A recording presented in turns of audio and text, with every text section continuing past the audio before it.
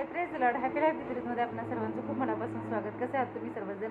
आशा करतो तुम्ही सर्वजण छान मस्त मजेत असाल. आणि प्रभू येशू ख्रिस्त चरणी हीच प्रार्थना की देव सगळ्यांना आरोग्य देव, आनंदी ठेव, सुखी समाधानी ठेव आणि मनातल्या सगळ्या चांगल्या इच्छा पूर्ण हो. तर आज इतका आनंद होतोय कारण इलू म्हणजे असं वाटतं आत्ताच पोटात म्हणजे आत्ताच लोणच्या पोटात आहे, नंतर ती ओटामध्ये आली आणि बघता बघता मोठी झाली आणि आता इलू स्कूलला जायला लागलेली आहे.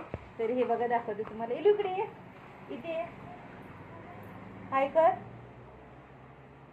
तर इतकं भारी वाटतं ना, हा क्षण इतका असा म्हणजे खूप वेगळं असतं ते. आणि सगळ्यांच्या लाडाची इलू आहे कारण आमच्या पूर्ण घरात एकटीच आमची लाडकी लेक आहे. तर बघ म्हणजे असं वाटलं नव्हतं कसे दिवस फास्ट गेले आणि आता ती स्कूलला जायला लागलेली आहे. तर आता मी जाऊन तिला घेऊन आले. तर तिची इच्छा होती की ऋतू मम्माने तिला न्यायला जायला पाहिजे. तर मुलींचं कौतुक खरंच भारी वाटतं आणि तिला युनिफॉर्ममध्ये आणि ते असं इतकं भारी वाटतं. तर बॅग बघा, आमच्या प्रिन्सेसची बॅग. तर ती तिचं म्हणणं असं आहे, एक आहे ती इलू. ही कोण आहे यातली? ऋतू मम्मा कुठली आणि लोणू मम्मा कुठली? तर या दोन तिच्या मम्मा या बॅगवर आहेत. आणि टिफिन खाल्लाय की नाही, तर ही ना खाण्याच्या बाबतीत सेम टू सेम आशिषची बहीण झालेली आहे. बरोबर दोघांची जोडी शकते कारण आशूही तसाच त्रास द्यायचा. आणि हे बघा, खाल्ला नाहीस तू इलू? तर आज सॅटर्डे होता, सॅटर्डेला थोडंसंच काहीतरी द्यायचं होतं पण बघा तिने आहे तसंच आणलेलं आहे. आता लोणाचा मार खा. का नाही खाल्लंस? तर आत्तापासूनच हिला कंटाळा यायला लागलेला आहे. तर आशूचं आणि हिचं बरोबर अशी उत्तरं ठरलेली आहेत. तर बघा एवढीशी आहे पण आता म्हणते कंटाळा यायला लागलेला. कंटाळ्याला काय कामाला गेलेलीस तू तिकडे? हा, कामाला गेलेलीस? इली स्कूल कसं आहे तुझं? आवडतं तुला? आणि तुझे फ्रेंड कोण कोण आहे? सांग ना मैत्रिणीचं नाव तुझ्या. हा, तुझ्या मैत्रिणी झाल्या तिकडे? झालं? आणि टीचरने काय काय शिकवलं तुला? काहीच शिकवलं नाही. तू शिकवलंस टीचरला? मग आ तर आत्ता अजून सुरुवातच आहे, बघूया कसं काय ते. तर घरच्या घरी जवळ आहे, अशी ज्या स्कूलमध्ये जायचं ना त्याच स्कूलमध्ये हिला घातलेलं आहे. आता नर्सरीला आहे आमची इलू, होय ना इलू? तर कसं आहे ना, नेहमी तेच तेच ब्लॉग तेच रुटीन, म्हणून आज म्हटलं थोडं मिक्स असं दाखवलेलं आहे. तर इलू स्कूलला जायला लागले, इतकं भारी वाटतं, आनंद होतोय. तर बघा आज मस्तपैकी वांग्याचं भरीत आहे, ज्वारीची भाकरी, पालकचं गरगटं, भात वगैरे होतं. तर मी जेवणार नाही आहे आणि बाकी सगळेजण जेवायला घेतील, जेवण गरम वगैरे करते. तर आज मी मस्त अशी फिल्टर कॉफी, फिल्टर नाही सॉरी, काय म्हणतात त्याला, डाल्गोना कॉफी किंवा अशी छान अशी थिक अशी जशी हॉटेलमध्ये वगैरे रेस्टॉरंटमध्ये बाहेर विकत मिळते ना, तशीच खूप अशी छान अशी फेसाळलेली दाटसर अशी कॉफी.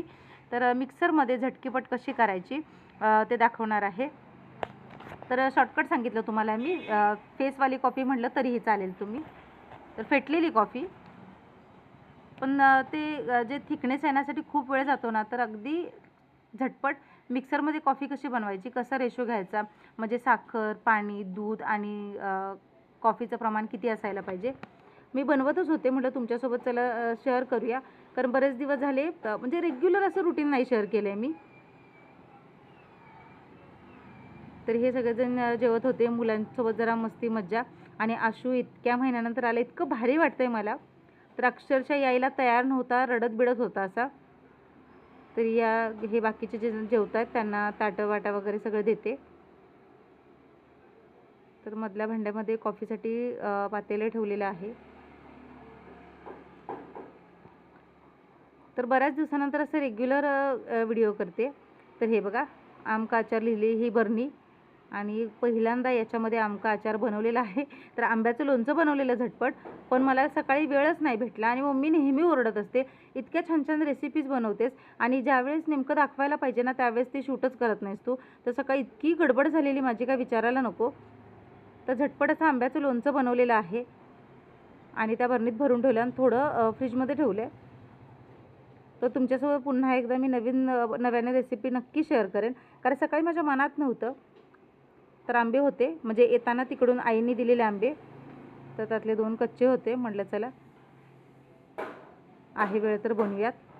आणि माझं असं आहे, अचानक मनात आलं, मूड असला की पटकन मी म्हणजे कोणतीही रेसिपी असू दे बनवून टाकते. तर आता चला तुम्हाला मी कॉफीची रेसिपी सांगते. यामध्ये थोडं पाणी गरम करायला ठेवलेलं आहे. तर ते विस्करने किंवा असं काटे चमच्याने जरी फेटून घेतलं ना तरी छान असं थिकनेस येतो त्याला, घट्टपणा येतो, पण खूप वेळ जातो. तर ज्या लोकांना अशी फेटलेली कॉफी अशी आवडते ना, त्यांच्यासाठी ही बेस्ट ऑप्शन आहे. तर कॉफी घेतलेली आहे 1 चमचा. तर आवडीनुसार कमी जास्त कॉफी घेऊ शकता आणि यामध्ये गरम पाणी घालायचं. तर 1 चमचा कॉफी आणि 4 चमचे पाणी घेतलेलं आहे मी. पण 2 चमचे पाणी घेतलं ना तरीही चालेल, पण मिक्सरच्या भांड्यामध्ये तितकं फिरेल ना फिरेल म्हणून मी ते 4 चमचा गरम पाणी घेतलेलं आहे, एकदम गरम. 1.5 चमचा साखर घेतलेली आहे. सांगितल्याप्रमाणे गोड जास्त आवडत असेल साखर जास्त घेतली तरी चालेल, गोड नसेल आवडत साखर कमी घ्यायची. तर मी मोठा कप म्हणजे 200 ml च्या प्रमाणात ही कॉफी बनवते आणि मिक्सरला ना छान फिरवून घ्यायचं. तर अगदी 30 सेकंदात म्हणजे 1 मिनिटाच्या आतच मस्त असं काय म्हणतात त्याला, हे बघा. तर किती छान याला काय म्हणतात त्याला थिकनेस आलेला आहे आणि मस्त अशी जसं आपण याच्यात पितो ना, काय म्हणतात त्याला, बाहेर गेल्यानंतर कॅफेमध्ये वगैरे कॅफे स्टाईल कॉफी म्हणू शकता तुम्ही. तर अर्धा कप जवळपास तो फेसच तयार झालेला आहे कॉफीचा आणि भारी वाटते अशी कॉफी. तर मला पहिल्यापासून म्हणजे असं काहीतरी नवीन नवीन ट्राय करायला आवडायचं. तेव्हा कळतही नव्हतं डाल्गोना म्हणजे काय आणि हे फेटलेली कॉफी आणि कॅपॅचिनो आणि ह्याव-त्याव. तर आता समजतंय. पण तेव्हा पहिल्यापासून अशी हौस होती खूप आणि मी काहीतरी नवीन नवीन ट्राय करायचे. तर हे बघा मस्त असं थिकनेस आलेलं आहे. तर यामध्ये अजून थोडं दूध बसू शकतं कारण अर्धा कप जवळपास तो फेसच आहे. तर सांगितल्या पद्धतीने मिक्सरला हे जर असं करून ना तुम्ही एका काचेच्या डब्यामध्ये काचेच्या बरणीमध्ये किंवा कपमध्ये असं तो जो फेटलेला फेस आहे ना तो ठेवला ना तरीही व्यवस्थित राहतं. आणि ऐन टायमाला कॉफी बनवायच्या वेळेस फक्त गरम दूध घ्यायचं आणि त्याच्यामध्ये ते 1-2-3 चमचे घालायचं. तर मस्त कॉफी होते. बरेच जण असे कॉफीचे खूप प्रेमी असतात, कॉफी लवर्स असतात. बऱ्याच लोकांना अशी फॅन्सी अशी कॉफी वगैरे प्यायला आवडते. तर घरच्या घरी छान बनवता येतं. हे बघा यामध्ये अजून थोडं दूध घालते तर झटकीपट ती कॉफी तयार होते. तर अशा आहे. तुम्हाला रेसिपी आवडली असेल तरी तुम्हाला काही जाणून घ्यायचं असेल ना नक्की कमेंट करा.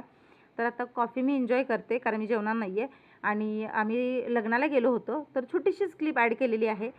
तर पप्पांच्या ऑपरेशननंतर कुठे गेलोच नव्हतो आणि बऱ्याच मला वाटते वर्षानंतर माझ्या मामी बहिणीचं एक लग्न होतं, घाईघाईत ते पण गेलेले.